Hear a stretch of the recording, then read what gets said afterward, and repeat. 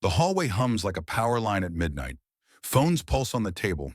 White screens, red banners, push alerts stacking into a wall of noise. Somewhere in the capital, a switch has been thrown again. Transfers locked, credit throttled. Small shops close early because their card terminals have turned into bricks. Javier Milei sets his phone face down so the light stops strobing. He listens to the air conditioner click, to the murmur of aides beyond the door, to the slow metronome of a crisis that never sleeps.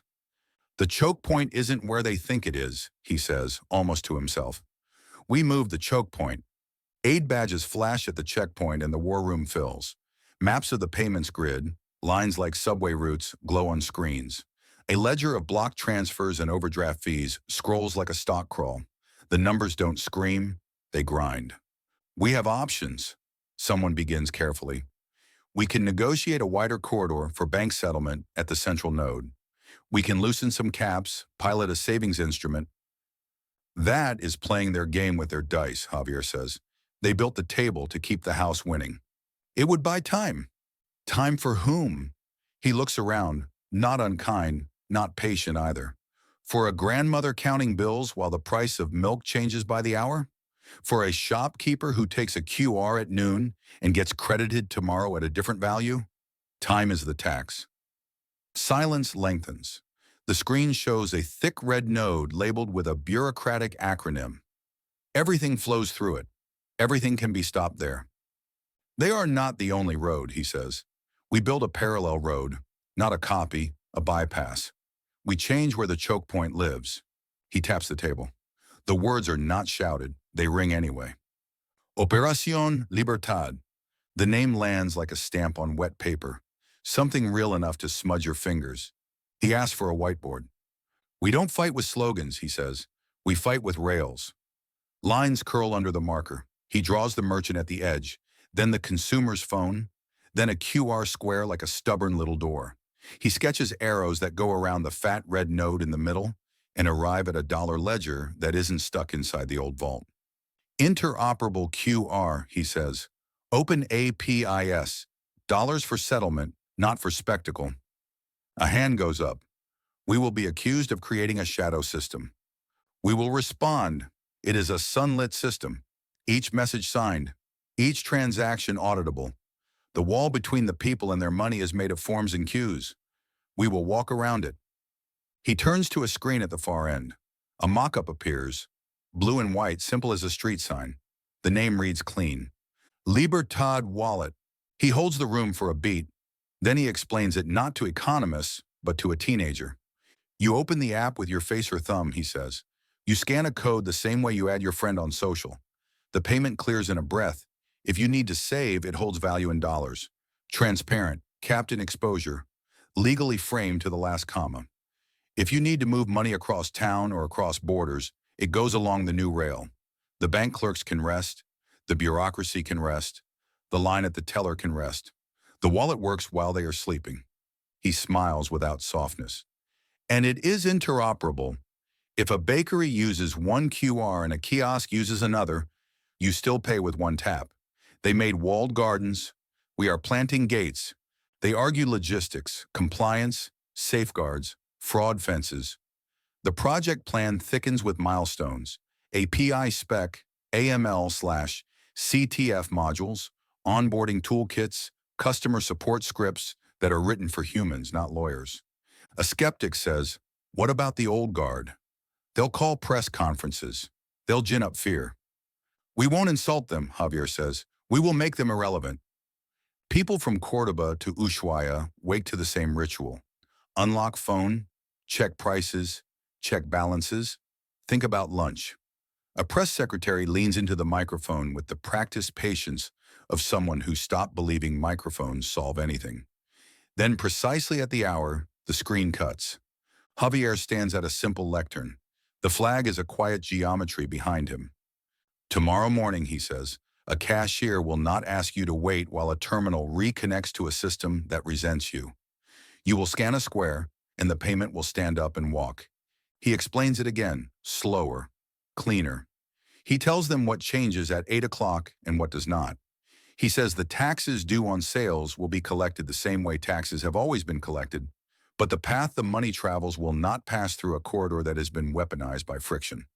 He explains that conversion to dollars happens under clear rules, within a lawful perimeter, with full audit trails. He says you do not need 4 cards to buy bread. He says your small shop can accept a world without choke points. Then he leans forward a fraction. It's the only time he raises his voice. No more frozen accounts. No more black market detours. No more hour-by-hour inflation. He gives them one line for subtitles. Pay like you text. Save like you breathe. The broadcast ends. The night does not notice for a heartbeat. Then it changes. In the Buenos Aires power corridor, glass, stone, polished floors that magnify footfalls, lights come on in clusters. The old guard ministries convene urgent briefings.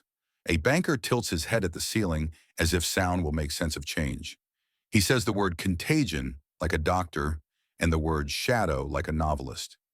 A policy veteran taps a memo that asks whether the presidency has considered systemic risk, as if the risk were not already systemic. A journalist notes that, according to insiders, some regulators call the wallet a Trojan interface, friendly outside, disruptive inside. Someone else says the dollar rail will import volatility. Someone else says it will export control. They practice their lines. Isn't this just chaos with nice branding? A voice asks in the room with too many screens. No one laughs. The city hums. The cameras find the new QR stickers going up on kiosks while the old decals curl at the edges. Lines appear where lines always appear, at the edges of hope. A mother in Quilm lifts her phone under a street lamp to download the app because the cafe Wi-Fi is better outside than in.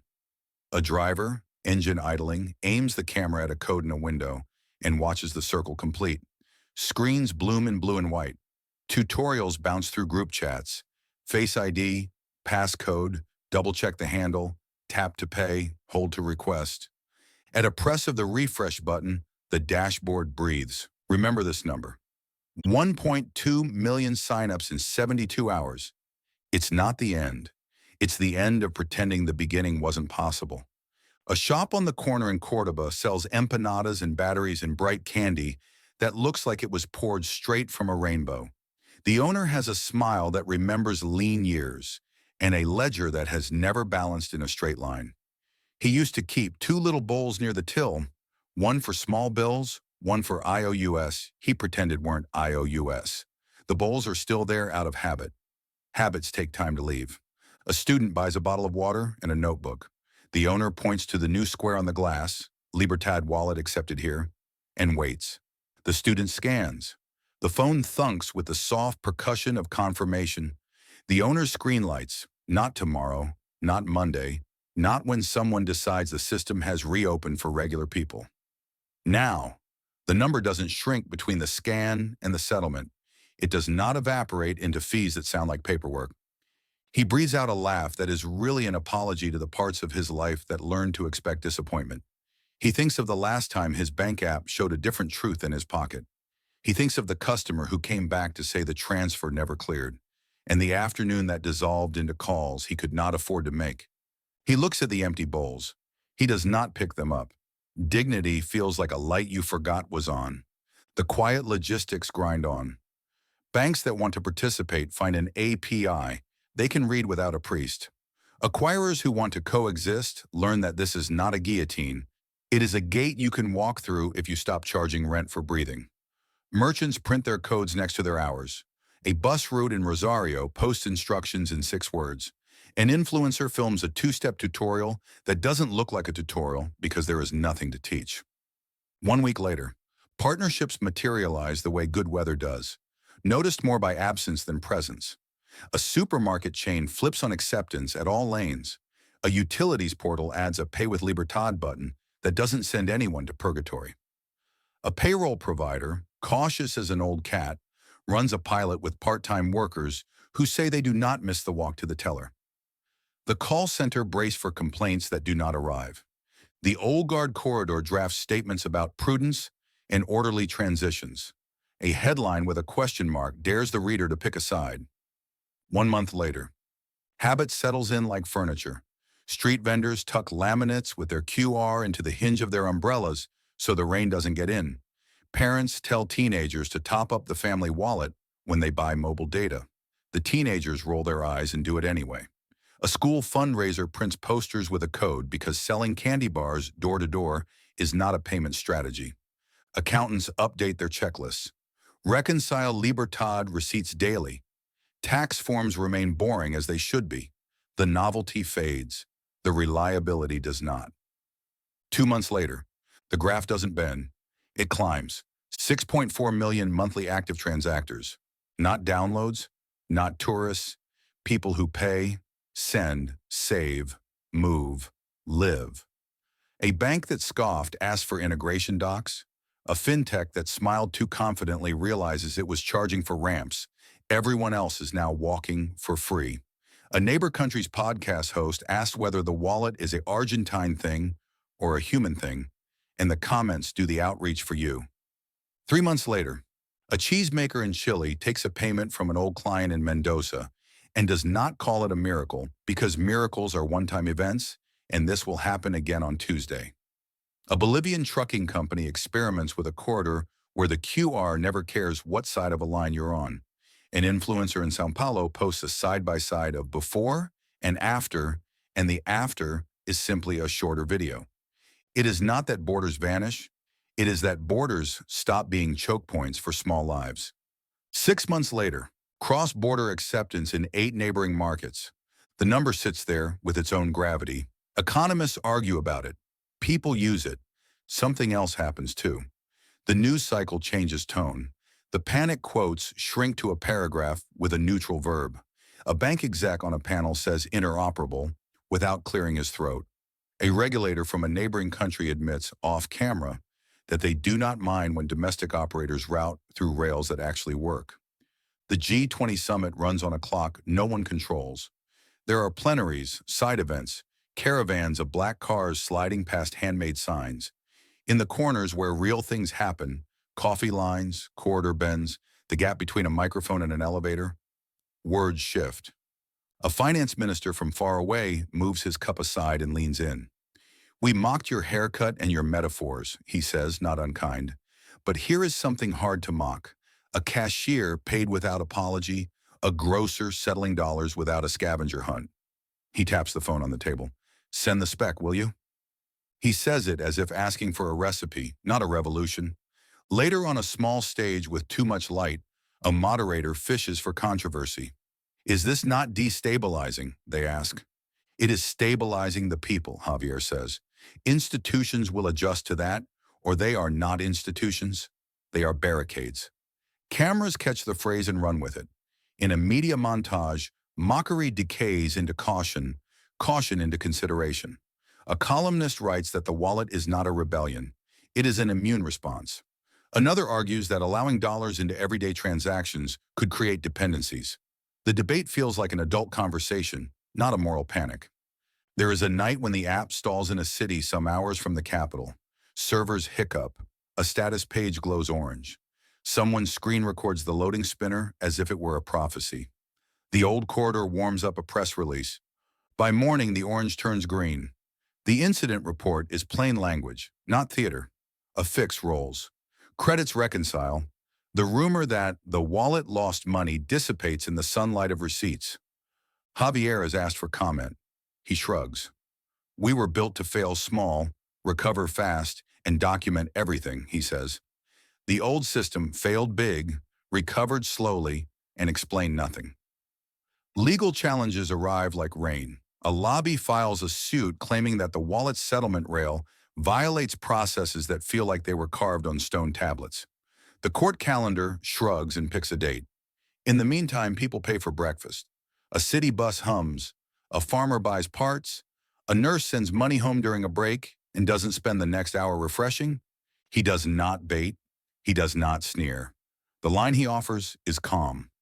If your rule book requires pain to prove it is working, we need a better rule book. Whatever else it is, mundane daily life is undefeated. And mundane daily life is where real reforms either take root or die. The United Nations General Assembly is a theater of neat pages and messy thoughts. Delegations practice faces in mirrors.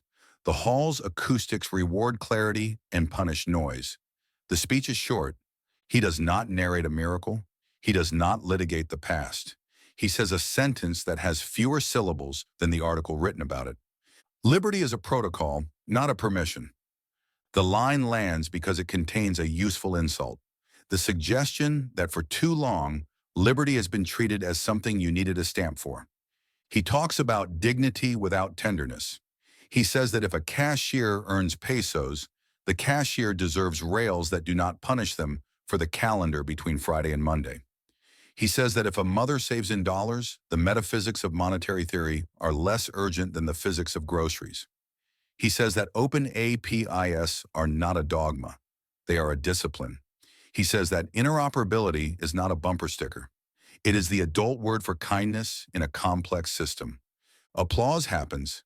It is not the point. The point is that the next morning, in a place far from microphones, someone will scan a square and will not need to ask a clerk for permission to finish a sale. The plane home sleeps. The capital does not. He walks into a small cafe that hasn't been staged for cameras. The owner is not impressed. The coffee costs what the sign says. He scans. The sound his phone makes is the sound of rule books becoming manuals. The corner shop owner in Cordoba closes his register and counts. He counts fewer coins than before. He counts more quiet than before. Quiet has a count if you listen. The two bowls are still there on the counter, one with small bills, one with IOUs. They look like museum pieces now. He moves them to a shelf, not as an act of rage, but as an act of tidying. He prints a small sign to replace them. Scan here. Smile optional. He locks the door and steps into the evening. The street smells like heat and bread and gasoline. A bus breaks, a child runs, a radio leaks last season's hit. He thinks of the phrase he heard on television a month ago and realized only now that it was an instruction, not a boast. He opens his phone to check the day. Sales, expenses, the weight of what it takes to keep a little rectangle of light in the world. He doesn't flinch. He doesn't refresh. He walks home slower than he used to, not because he is tired, but because the time costs less. 1 year later, anniversaries are poor historians. They focus on circles instead of lines. But people like them because they mark a story as a story, not a drift. In a classroom in Tucumán, a teacher asks students to write about a change they can measure. A boy raises his hand and says his mother gets paid on Thursdays and buys groceries on Thursdays, not on the day after the bank decides to behave. The class laughs because it is a good line. The teacher writes it on the board because it is a better idea. A municipality that once printed long notices about nothing now prints a new sign for the city hall. Libertad Wallet, welcome here. It is not a revolution, it is a receipt. The old corridor still exists. It does not need to be burned. It needed a neighbor. It needed to be reminded that a system is not a shrine. A banker walks past a queue that is no longer a queue and considers the possibility that what he called risk was simply the risk of giving up the bottleneck as a business model. He wonders why it took a year to learn a lesson a cashier grasped in a weekend. At a family table, someone complains that the wallet has gone too far. Someone else complains that it has not gone far enough. The argument is warm and food remains on plates. It is hard to despair in the presence of salt. A pop star posts a photo of a battered phone with a cracked screen and a perfectly clear QR. The caption is a single line, "Pay like you text." It gets more likes than a political essay. It may be the same thing. Somewhere in the city, a midnight war room is quiet. The map of rails is still there. A tangle turned into an archipelago. The red node that used to decide today for millions of strangers is still red. It is not the only color anymore. No one looks at it for very long. The app updates. Release notes are short. A bug in the language selector is fixed. A small animation on the confirmation screen is smoother. The code is not ideology, it is carpentry. On a street where the lights have always flickered, a kiosk keeps longer hours because the owner no longer spends the last 30 minutes of each day checking whether the last 3 payments will count. 2 bowls sit on a shelf in Cordoba. The dust on them is not a metaphor. It is dust. The owner thinks about throwing them away. He doesn't. Museums need donors. The phone buzzes, a notification for a payment cleared in less time than this sentence. He looks at the number. It is not big. It is not small. It is his. He wipes the counter. He turns the sign to closed. He leaves the lights on for a minute to admire the room as if someone else had built it. He steps into the night that knows his name. He walks home at a pace he chose. Quiet power moving forward.